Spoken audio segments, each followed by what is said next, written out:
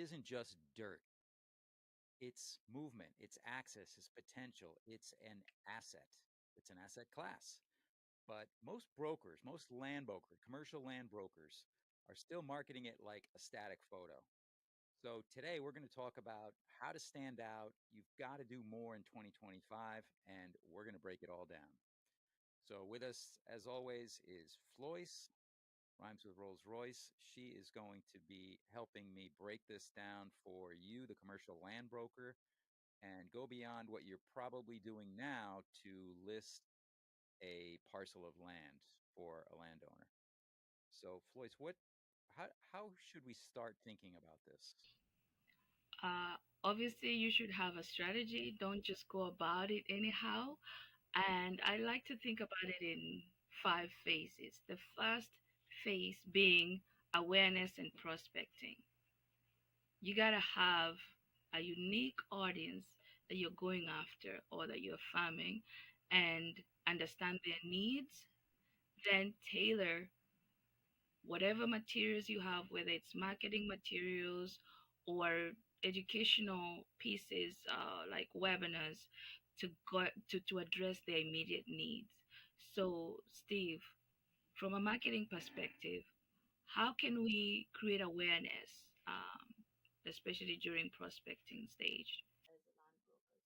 So we're assuming now that we already have a list. We're targeting a parcel of land first, right? Not the person, but the land itself, right? And now we're going to do our research and due diligence. And we're going to find out who the ownership of that parcel of land is, and the decision makers, might be a group sometimes, right? And now what we're talking about with this phase one that Floyce is talking about is how do we get awareness with them? How do we introduce ourselves to them? And we like to do it with a gift, just like you would with anything else to start a relationship. Give before you ask.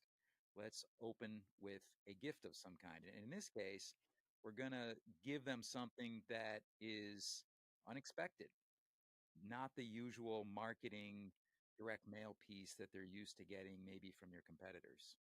So we stop to think, what can we give them that's going to be different than what they're used to? And one thing might be, first of all, it should be personalized, right? It should be their land and a gift of something that sparks their imagination about how to raise the value of this. This is an asset class that they want to appreciate and value. So, Floyce, what's a good gift that you would give, that we give? I will give an example of, with land. Let's say, what is that hidden gem every landowner wishes that they have underneath the dirt? It could be natural minerals like gold and or oil.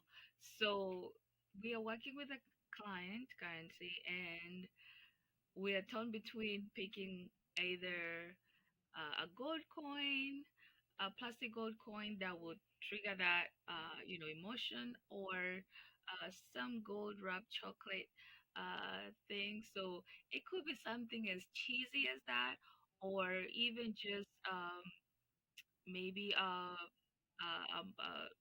something as basic as just a 3D sort of uh, layout of their land. If you have a 3D printer, that could be something unique. If you know how the owner's land is shaped, you can print out a 3D version of their land and say, hey, this is what you have, and we can 10x the value, something like that. That's what is coming to mind. Yeah, something different and gimmicky. We did a one like she said, where we put some chocolate gold coins in and sent it to them and teased them about let's find gold in your land. But we really want to give them something personalized too to their land, right? So, what can we do that most people don't, Floyce? Media wise, let's talk about what's possible, what's within your reach, what's accessible, what you can like put some money and see of something physical or visual. Number one, as a marketing agency, we recommend you to leverage your videographer And in this case, drone footage. Go to that piece of land that you're looking to towards, maybe talking to the owner, and have your drone guy put the drone up, let him shoot in the morning when there's rush hour traffic, um, and then also around midday when things are a little bit cool and maybe a few cars on the road going for lunch or something, and maybe school pickups. And then another footage would be during sunset. It's 5 p.m. People are leaving work. So that is important to not the landowner per se, but it's important to the one buying that piece of land. They're able to see what access they have. If they are a developer and they are looking to maybe build single family homes or townhouses, they can see the flow of traffic and they can use that with their engineers to plan. There's a lot that goes into it, but I know for sure traffic patterns are very attractive. Sometimes even to the landowners themselves because they don't know what they don't know. They only see these the flow of traffic at a eye level. They don't see it from the sky. So doing something as thorough as that would be a great piece to present to the seller and say, hey, this is how much access you have, this is how much traffic we're getting. If you're thinking of putting up maybe a warehouse, if that's your ideal buyer for this land and it's zoned for, let's say, industrial, this is how much access they have. So something like that. What else do you think, Steve? Yeah, so let me just unpack that a little bit. I'm Linda or Larry. I have parcels of land, let's say, all over Florida in a trust, and you send me a drone shot of one of my parcels of land in my portfolio, shows the different traffic patterns. How am I getting that video? Just for our audience, make it clear to them. How are we giving it to the landowner? So as a broker, you would have it edited and cut down to not more than a minute, and then put it on your YouTube channel. And before you do that, you also want to talk to, voice it over, talk about the importance of, maybe traffic patterns for the buyer and what kind of buyer, because not all buyers want a lot of traffic um, in their dwellings. Home buyers, typical buyers that might not be that great, but maybe for people that have warehouses and have commercial buildings, they want that traffic because then that means they are visible. There's visibility from their ideal customers that they're going for. So that is, I would make sure that I package the drone footage with factual backing of why this is important or how it's going to affect the value of the land based on the zoning and who we're going after. If I end up listing the land for you. And if I'm Linda or Larry landowner, you could deliver that to me in the form of an email, of course, right? It would be a link in an email and you could dress that up. But you could also deliver it to me in direct mail, right? Yeah, by using QR codes that point either to a landing page that hosts the video or a direct YouTube link that is turned into a QR code that you can scan and watch the full video in a mail piece. Which for this particular avatar, sometimes direct mail might be even more effective because they're getting inundated with emails. Um, they may or may not be on social media, but they all open their mail. And if you can package that up in a mail piece that gets opened, one we worked with our clients to make mail that looks different, right? We put it in different colored envelopes, like an A9 envelope, an odd shape, made it almost look like a birthday card or something like that. Personalized writing on the outside with a stamp, not the EDM, and maybe something bulky inside of it, like the coin or something like that, right? They open it, now it's packaged, and it's got QR code for that video you're talking about. Yeah, and you can even do more by also talking about that type of land characteristics and the do's, the don'ts, it may attract, who it may not. Just going deep from the drone footage to now a full podcast just tailored to that. And this is not a one-time use space. I know you're thinking I cannot do this for 10, 20 pieces of land, but if you're clever enough, I would say, think of this as maybe a sample for maybe Lee County, and then do another sample for a piece of land in Miami, for South Florida. Then maybe do another sample piece for Central Florida and North. So, meaning you have like four videos, each sampling different pieces of land with different accesses, different, you know, client types. So that is what I can say about that. And speaking of that, now let's look at phase two, which is listing differentiation. Uh, After creating awareness with something that they see and they raise their hand and say, "Oh, that is good. That is for me," or that I would love to talk more about that. Let's talk about now differentiating the listing from other listings, Steve. How can we go about it? And in this case, let's look at the MLS, the description. Most brokers overlook this. You think you're talking. I know there's probably maybe character limitations, but how can you curate a good, well packaged MLS description for uh, a piece of land? Yeah, so now you demonstrated how you would market this property to the landowner. Now you got the listing to do something with it. How are you going to put this into action? So, phase two, listing differentiation, upgrade your listing with maybe morning, noon, and evening drone shots. Most people do drone shots just one, right? So, what if you did morning, noon, and evening drone shots, though, to show the different traffic patterns at different times of the day? Uh, that's one way to differentiate in a way that nobody else is. And layering in narration into your drone shots. Haven't we all seen those drone shots that just show like dots moving around? Or Hmm? even drone photos that just like have a red line, like maps where the property is and a dot. So doing more than that. But isn't there a story behind that drone shot or that footage? What are the traffic patterns? What's the potential with this land? What is it near? What kind of entitlement could be done with this to make it development ready? I'm jumping ahead a little bit here, but get the idea, right? Layer in storytelling and narrate what it is that you're showing. And then, right along with this, you could run targeted ads. We see not enough of this being done in this industry is leveraging paid advertising, especially digital ads. You can run ads on Facebook, on LinkedIn, on Google, on YouTube, and get reach for even Craigslist. Yeah. And other channels too, other digital channels.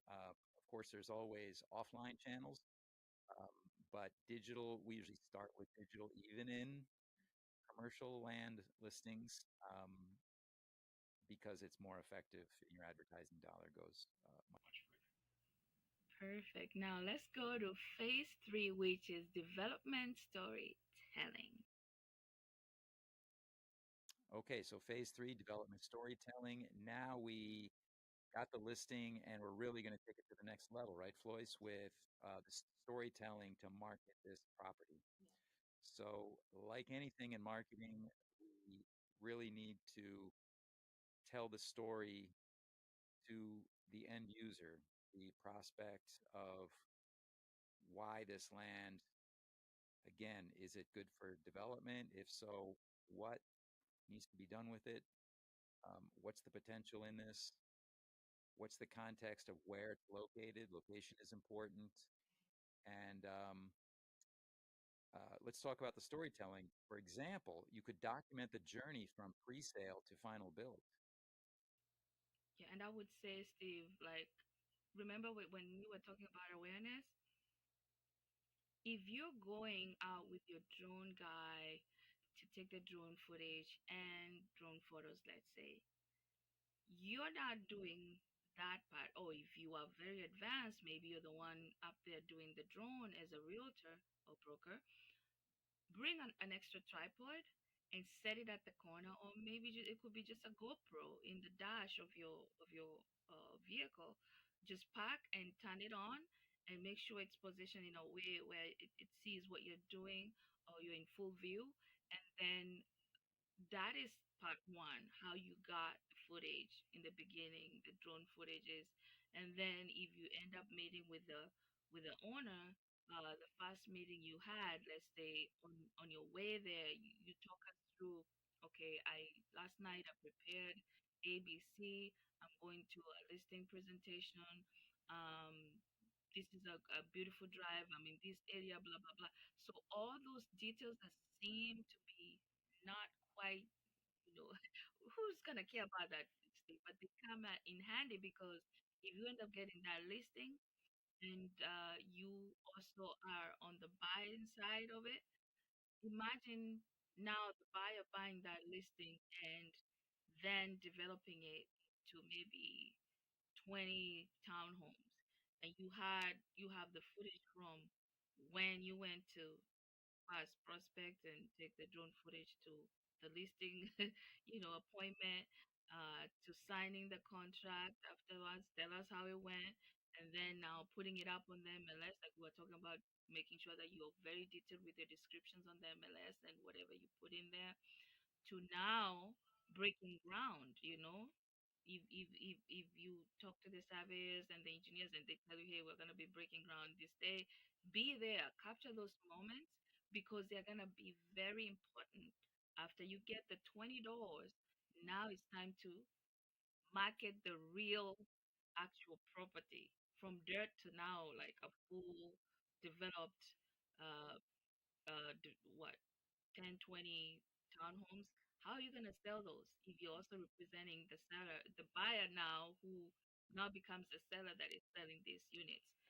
That is important. It may not look important in the beginning, but if you take that deal from the seller all the way to the buyer and now represent them again because you did such an awesome job, imagine how much all that work that you did and documented, because you're not producing it, you're just documenting behind the scenes, how it's going to come in handy for the end buyer to see how it started and what they're getting. Steve? That's a great point. Imagine if you had all of that documentation, like a documentary almost, and you do in the VC world, they call it build in public. That's what the founders do that are getting VC capital. That's what these young founders are doing. And we could do that in the commercial land world, right? Literally build in public. And you could turn these into case studies and mini docs, right? That then you could use to not only market this property, but to market yourself and get the next one. Imagine how you're going to be positioned now in the community to get the next one that you have this to show. Really powerful stuff. Yeah. And speaking of which, the phase 4 is brand authority. Steve, speak on this one from a marketing perspective. Okay, so phase four, brand authority. Now you did the storytelling that we just detailed. You got all the documentation, your mini docs and your case studies. What do you do with it now? You're going to use that to build brand authority. You're going to recycle that content into evergreen campaigns, like how traffic patterns impact land value, or what developers wish they saw before buying land. These are little mini docs that you can package up and market yourself and your brokerage or your brand and put out to the world. You can put this out on many channels, most obvious of which is YouTube, of course, and LinkedIn. But now you have this in your media toolkit. So great way to build brand authority. That's number four. And phase five is differentiation and an investment mindset. What do we mean by this? Phase five, Lois. I think as a developer, if you're going for developers, most of the times, as a broker or realtor or real estate agent, um, you tend to think of the sale like, what am I gonna get? I need to, I need to list this line. I need to get this listing listed, uh, push it to my colleagues, and put ads on it, and then sell it, and I get my commission, and I take my long-awaited vacation, summer vacation, or buy the latest and greatest car, whatever it is that you wish to do with that. You gotta think as a customer, as a developer. If you thought that's your ideal customer, think of them. What would they want at the end of the day? They want to get served and served well. um you cannot, because you already went to real estate school. You have the experience. You know what to do once you sign that contract and you're representing either the buyer or the seller. You know your part. You know the role to play, but you gotta put yourselves in their shoes. What do they really want? And then serve them. Yeah, I think this is a good point, and we see, right, Floyce, in our world that there's it's common, not just in commercial real estate, but in business in general, to want to get the word out. That's what they say, or clients always say. I need to get the word out, Steve. And when they say that, what they're asking for is they want me to hand them a bullhorn, and they want to scream it to the world, right? I have this land, I have this thing. Isn't it great? But it doesn't work that way, does it, Floyce? And I think with phase five, what we're saying is to think about the customer journey, the client journey, in this case, the developer. Put yourself in the mind and the motivation of a developer and invest in, well, going back to the developer metaphor, going off on a little bit of a tangent here, but we were talking about this, how developers invest in a model home when they build a development for, let's say, single family homes and townhomes, right? Condos too. We see a lot of this down here in Miami. They will build a model home on site on the campus for the development area. If it's a big condo in Miami, they'll build out some model units for you to look at. Might be in the lobby or something like that. They'll even build, if it's a tower, they'll build very intricately detailed 3D models of it. Spend a lot of money and time and effort to do this, right? So, what's your version of that? What's your version of the model home, of the of the tower that's in the lobby? What are you going to use to demonstrate and market this thing to people that might be interested in it? And the idea that I think you can achieve that with just packaging your marketing facing the consumer. Like in Miami, when we go to some of these developers, sales offices, like Steve mentioned, the 3D models for those big towers. What that does, even if it's like not a ready unit for you to walk in, but it's in the lobby, it gives you like an actualization of what you're thinking of, and now you see it physically. You see like, this is a street, this is where the pool is going to be. On the second floor there's another pool. On the third floor there's like, some more amenities and all that. So you see yourself in that home before you even buy it. So you as a realtor, how can you create that emotional trigger for either a seller or a buyer? So tell us, Floyce, what is the digital version of that? If I'm a land broker and I'm selling my client's listing of land, what's my version of that? For me, I think it's doing tons and tons of either community videos, area videos, tours, talk about access that they're getting, of maybe playgrounds. If you're talking about, or if you're targeting, let's say, industrial people, talk about what matters to them. If I want to buy a warehouse, if I want to buy maybe a lot to turn it into uh, a logistic hub where the 10, 16 wheelers come and pack, like what is important for that customer that would want to buy such or lease such a piece of property. You gotta really dig deep and then speak to that. So the easiest way is really through content, drive-bys. You don't even have to like have a TV crew with cameras and lights pointing at you. Just your dash camera. When you're driving, turn it to the traffic, talk, then turn it to yourself and give a summary. Just make sure you sell the area before they even come in and see it for themselves.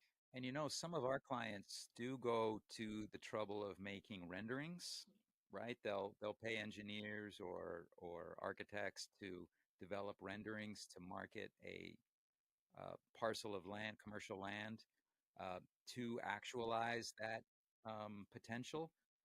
But I think what we're talking about is taking that even, we push our clients to go even a step further, right? Like actually turn those into videos and storytelling and mini docs and property tours and take that to the next level because in 2025 right now this is all possible, right? And we can build this digital actualization of the potential and package that up um, more efficiently and at higher quality than ever before, right? So when you think land, don't think it's the same energy that you see put into residential real estate is not required on your end. This is actually so much better because land is open and you can drive by it. You don't need a lockbox to see it. You can put a drone up in the sky and talk about the general area, even if it's not your listing. You can like you can really talk about the area with very minimal restrictions when it comes to selling land. And just think about your customer and talk to them, address their needs, find what is possible for them, and tell them what is also not possible, and just have an open conversation about also your opinion on the area. And with time, you build a community of educated buyers and educated sellers, and it's going to be so easy for you to receive calls inquiring about where you're going to be touring next. Are you going to come to my county? I have 7 pieces of land that I want you to look at, and I want you to represent me. Wouldn't that be great? Other than It sure would. And we're going to wrap this up. We're coming to the end of our time. But Floyce, how do we want to leave this for anyone listening to this? Land brokers out there that are listening to this, and hopefully we're getting your imagination going about what's possible to grow your business. I would say don't settle, push the envelope, do more. I know you're doing a lot, but do more. Don't just stop at cold calling, getting a quiet list because that's what your coach told you to do. Push the envelope. Don't just send the typical brochures and what do they call it, postcards. Do it differently. Do what other people are not doing. You know, um, visit these pieces of land. Like I said, sample different counties. Put up a drone in Lee County. Put another one in Broward County. Put another one in Dade. Put another one in maybe Daytona, and address these different scenarios. Like I said, land is open. You don't need a lockbox to get in. So as long as you have access, go and do more and serve the people. Yep. So we'll close it out with this. Here's the bottom line: pictures don't sell land. Google Earth screenshots don't sell land. Proof sells land. Storytelling sells land. So if you want to stand out from every other broker in your market, start showing more than just dirt. Show the movement, show the story, show the future, the potential of the parcel of land. That's how you become a knowledge broker.